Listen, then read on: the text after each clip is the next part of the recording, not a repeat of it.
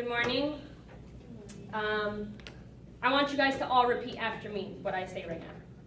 And I want you to say it with feeling, okay? I want the people down the hallway to be able to hear you guys. Are you ready? Yes, we're ready. I am smart. I am smart. I am strong. I am strong. I can be anything I want to be. I can be anything I want to be. And life is beautiful. Life is beautiful. Now, how many of you guys believe that? Show of hands. Okay. I believe that. I believe that about myself, and I believe that if everybody else believes that about themselves, that the world would probably be a whole lot better. I'm going to tell you 6 key things about me, and I'm going to tell you about my life. And as I tell you about my life, you'll hear those 6 key things, and you'll know why I feel the way I feel about that, about myself, and why I am that way. So the 6 key points are: I love the outdoors, I'm a Christian, I love art, I'm very positive, I'm very motivated, and I love life. So I'm going to start from when I was a child. So I was born in 1994 to a single mother. She has 4 girls, and life was a struggle. We moved around a lot. I was born up in Sonoma County, up north in California, and from there we moved to Mexico, we moved back to Southern California, and we continued to move throughout my life. Most of my life was here in Southern California, throughout the Inland Empire. And the one constant I always had was my grandpa. And he's the one that taught me about God. He took me to church every Saturday. It's like my fondest, best memory. Every Saturday he'd come and I get all dressed up and get my dress on and we go to church, and afterwards we always go to his house, and to this same day he makes the same meal every single Saturday. The same meal. And you know what?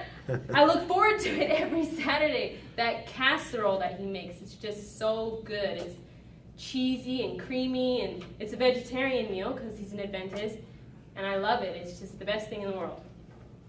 So he taught me about God, and it played a crucial part throughout my entire life to know God and know who he is.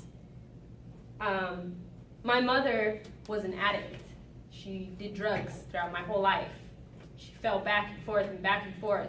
And it was a struggle because as a single parent with 4 girls, we all looked to her to see what a woman is like growing up. And it played a hard role growing and developing myself. She fell the hardest when I was 10, and we moved to Ohio. So I left all my friends, I left my grandpa, and it was a shock. It was different. It's really different. And I know a lot of people move from different countries, but if you just move throughout the United States alone, it's very different, different people. And it was hard out there. It was hard.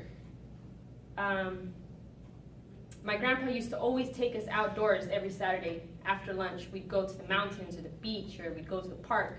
And that played a crucial part in my life, just as well as having God in my life. And I thank him for all those things that he did for me. Whenever I was down and depressed, or I just felt like, gosh, I can't do it today, I prayed, or I went outside and went for a walk to get away from it all.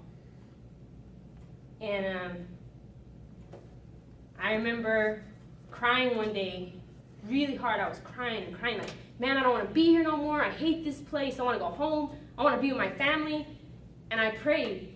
And 2 months later, my mom told me, we're going to move back to California now. And I see that as God's work in my life, to take me out of that environment that was so bad out there.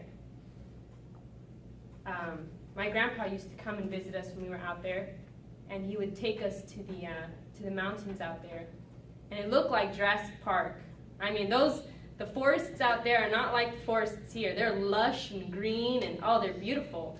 And I just remember every time we'd leave and he would come and visit, it was like a breath of fresh air. And we'd get out there and you just feel like you can breathe, like you can breathe, you're alive again. So that's what I do to this day. I go outdoors, I take my kids outdoors, I take them to church. Some of the hardest times when I couldn't get out, when I couldn't do anything, I started to draw. I just wanted to see something beautiful. I wanted to create something beautiful, so I drew. I started to draw, and to this day I still draw. I draw a lot. This is something I drew. I drew this picture of my daughter because she's beautiful, and I wanted to create something beautiful. So I moved back from Ohio when I was 13, and I had my daughter when I was 16, and when I got pregnant, people told me, you should just drop out. Why are you even going to go to school anymore? You can't do it. It's going to be too hard. And I believed them, and I dropped out for a year. And when my daughter was about to be 3 months, I was like, man, what am I doing? I'm wasting my time. I can't do this. What am I going to do with my life? She's going to look to me. I don't want to be like my mom. I got to get back in school. And I did. And I didn't let people take that positivity away from me. I stayed motivated. I pushed myself. And I graduated high school on time because I busted my butt. And I got those credits back. And I got my GPA up to a 3.8. And I graduated with honors. And I was very honored to give the high school graduation speech. And that was one of the best days of my life. I got up and I was like, oh man, I'm going to go up there, I'm going to give this speech. I was not nervous at all. I was pumped up. I was like, yeah, let's do this. And I went up on that stage and I gave the best speech of my young life. The best speech. And I was the first one in my family to graduate high school. And I did it with a big bang. And I did it with a kid. So I tell people that, like, I can do it, you can do it too. After that, I went and continued on my education. I went to college, and I'm still in college now. I want to be a nurse. My daughter sees that, and she wants to be a nurse. I have goals in life, and I thank it all to the past that I've had. Because if I didn't go through the things that I went through and see all the things that I saw, I wouldn't be where I am, you know.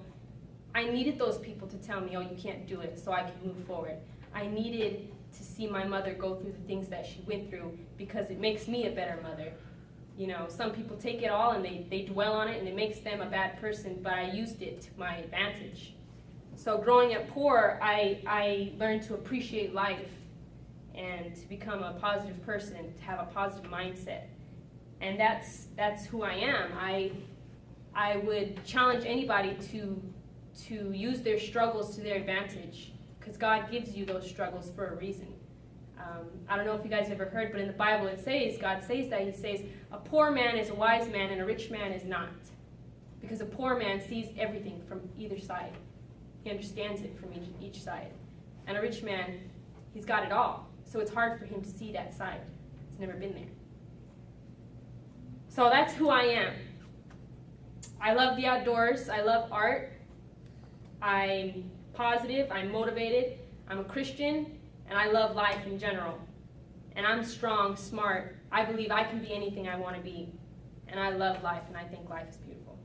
Thank you.